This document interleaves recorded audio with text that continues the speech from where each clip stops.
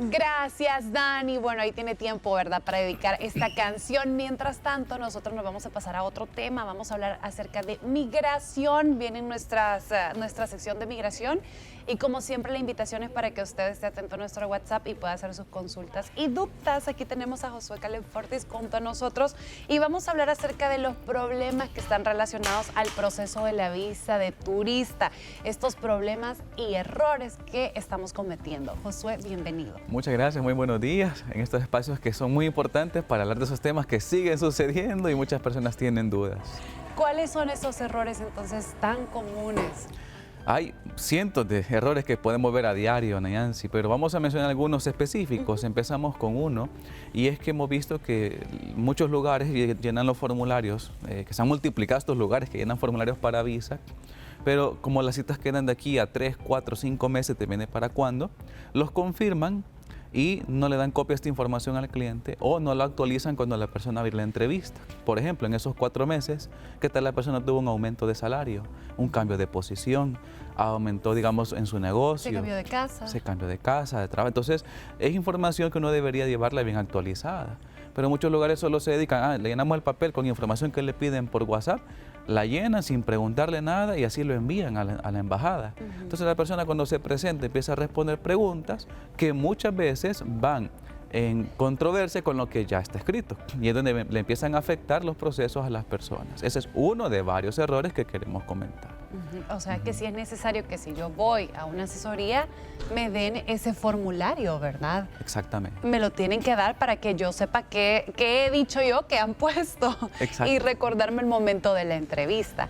Otro error común que hacen, ¿cuál es? Otro de los errores que vemos muchas veces es error en la manera de digitar la información. Errores comunes, los salarios. Muchas veces hemos visto personas que ganaban una buena cantidad de dinero, pero a lo mejor le pusieron una cantidad que no es. Uno recientemente que vimos era que la persona ganaba $2,000, pero se comieron un cero, le pusieron que ganaba 200. ¿Qué se imagina el cónsul con un salario de 200? Nada. No califica. Entonces puede haber una negación por esa información que está errónea. Entonces, lo mismo sucede con fechas de nacimiento, fechas de las visas que han tenido antes, fechas de viaje que no los ponen correctamente o el año se equivocaron y al momento de dar la información, ahí es donde genera problemas. Sí, la verdad es que tener un gran cuidado, ¿verdad?, al momento de hacerlo. Y para mí siempre es hacerlo con alguien que realmente sabe. Otro que yo me acuerdo, Josué, que mencionaban mucho era acerca del idioma inglés, que los formularios se deberían de llenar en inglés y no en español. ¿Por qué? Eso es otro error. De hecho, en el 2012 salió un comunicado de la Embajada Americana. O sea, no es algo nuevo. Ya tiene 12, 13 años esta instrucción. Ellos hicieron un comunicado a la Embajada Americana en su página oficial que todos los formularios deben ser llenados en inglés. El no hacerlo podría costarle automáticamente una negación al solicitante si el cónsul así lo ve necesario porque no entiende mucho el idioma de español. Muchos de ellos hacen entrevistas en español, pero que tal algunas palabras no sean muy entendibles. Entonces, por dudas la puede negar. Recomendación que vaya digitado en inglés. Y no utilizar el Google Translate, que muchas veces las personas lo usan. Mejor que alguien que sepa, que domine el idioma, que lo llene de esa manera porque es de manera más entendible, con palabras más sencillas que el oficial puede comprender. Un ejemplo que siempre mencionamos, visitador médico. El traductor dice health visitor, pero eso no es así, es una traducción muy literal. Lo correcto sería pharmaceutical salesman, que es lo correcto para el rubro que la persona se desenvuelve. Entonces, detalles pequeños como esos pueden generar un gran resultado al momento de la entrevista, ya sea para bien o para mal.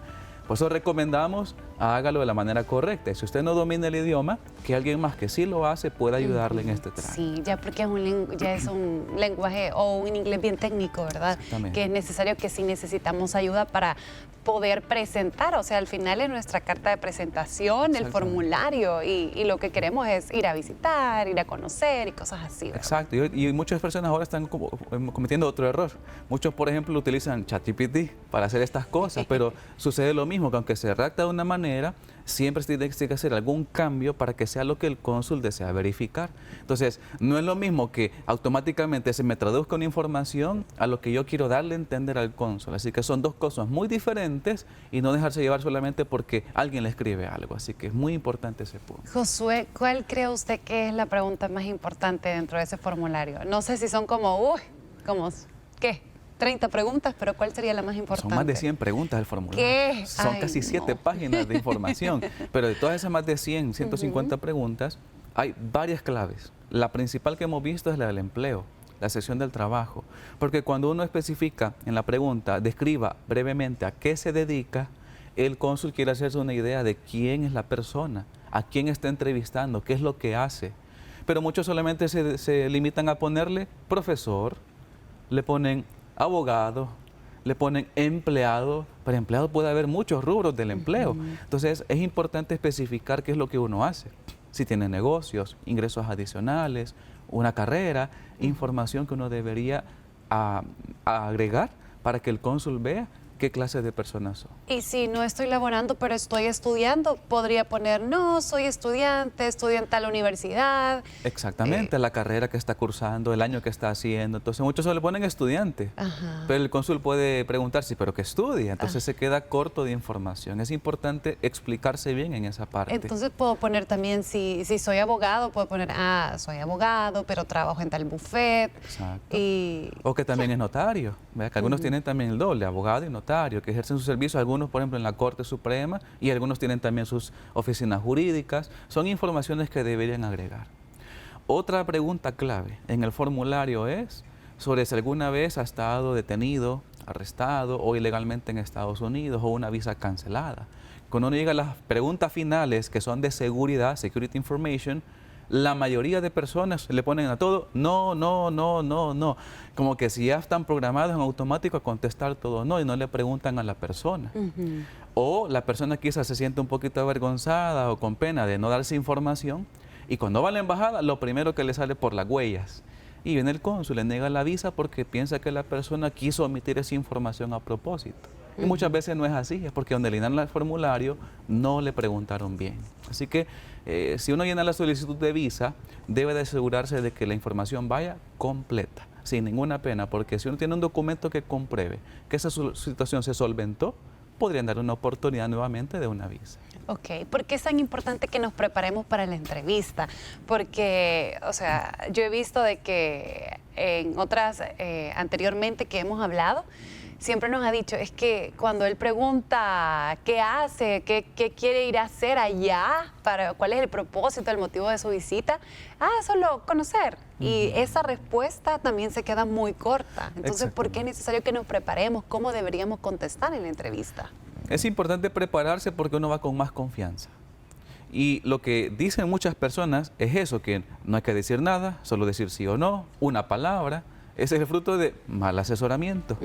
Y segundo, de malinterpretar lo que el cónsul muchas veces les dice a otras personas en la embajada. Hay personas que hablan más de la cuenta y el cónsul termina diciéndole, ya estuvo. Entonces, como hablan más de la cuenta, vienen otros que están a la par y dicen, ya ve, no hay que hablar nada.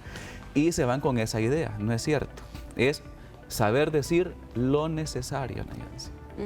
Entonces, si sabemos decir en unos 10, 15 segundos la información que queremos explicarnos, el cónsul eso no le va a haber ningún problema. Pues si le comentamos toda la historia, más de 5 minutos, habla y habla y habla, obviamente que el cónsul se va a molestar. Y si nos quedamos con cortos de información, el cónsul puede pensar también que no queremos darle datos o que tenemos miedo de darle información y que algo le estamos ocultando. Así que los dos extremos no le ayudan. Como siempre menciona Heriberto, es ser equilibrado en lo que vamos a decir, saber decir las cosas y mantener contacto visual. Definitivamente, Josué. Ahí tenemos algunas respuestas de lo que usted debe hacer si está pensando ir a solicitar la visa de turista y algunos errores que no debe de cometer, ¿verdad? Para que pueda ser aprobada, digamos, con éxito. Josué, nos vamos a quedar hasta aquí, pero si usted tiene dudas, consulta por favor a través de nuestro WhatsApp. Ahí está apareciendo en pantalla. Así que mientras tanto nosotros vamos a continuar con más. Vamos a continuar con nuestra segunda parte de migración. Hablábamos acerca de los errores y los problemas más comunes que hacemos al solicitar una visa de turista. Josué, ¿cuál podríamos mencionar? ¿Qué otro problema?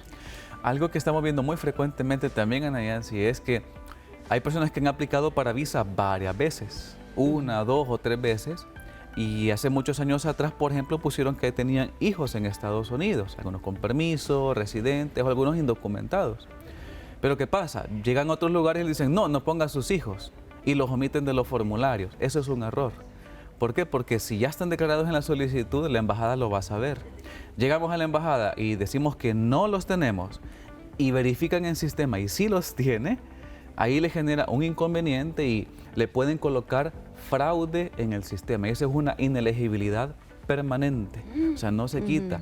Y aunque usted siga aplicando después varias veces, si le aplicaron esa sección de la ley, va a ser difícil que le den una visa, a menos que le otorguen un perdón migratorio, un waiver. Así que cuando una persona vaya a su solicitud, asegúrese que ha puesto anteriormente para que no le genere conflictos. Ese es otro error que hemos visto. Otro también error que usted me mencionaba es que ponen a personas que no conocen como contacto. ¿Cómo así?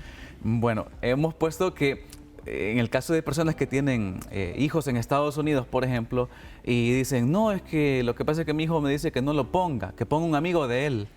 Y a veces esta persona dice, y no lo conozco. Entonces, cuando ponemos información y le van a preguntar en la embajada, ¿y de qué trabaja fulano?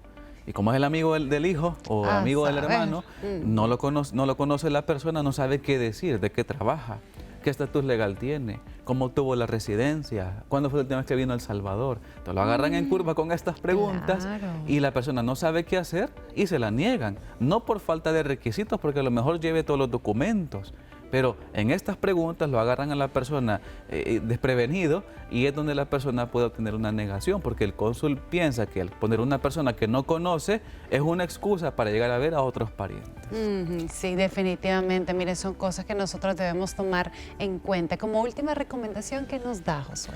Que siempre que se aplique para visa de turista, dar la información correcta, que se ponga la información completa en la solicitud, verifique por usted mismo qué le están colocando en el formulario y repase la información antes de llegar a la embajada. Eso le da la confianza de que cuando uno repasa la información, sabe qué decir ante la entrevista, lleva en la mente qué ideas están plasmadas en el formulario y es más difícil que el cónsul vea que estamos mintiendo en la solicitud. ¿Por qué? Porque estamos diciendo con honestidad toda la información y es difícil que él sospeche algún dato. Así que recomendaciones son esas, asegúrese de todo lo que está colocando en el formulario. Le podemos ayudar a las personas, si nos busca en la oficina Ayuda Asesoría Migratoria de Heriberto Rivera y su equipo de trabajo, con gusto podemos ayudarles. Perfecto, y ahí está saliendo en pantalla también el contacto 2298-9685 para que usted se asegure su cita, su espacio y en redes sociales como Migración SB y el sitio web está ahí apareciendo y están ubicados físicamente en... Estamos en el condominio Plaza Suiza, en el segundo nivel, en el local 25 San Salvador. Es la única oficina que tenemos aquí en El Salvador, así que búsquenos ahí, condominio Plaza Suiza. Estamos laborando de lunes a viernes y con gusto podemos atender. Muy bien, ahí tienen la información completa para que ustedes hagan sus citas y nosotros vamos a continuar con más.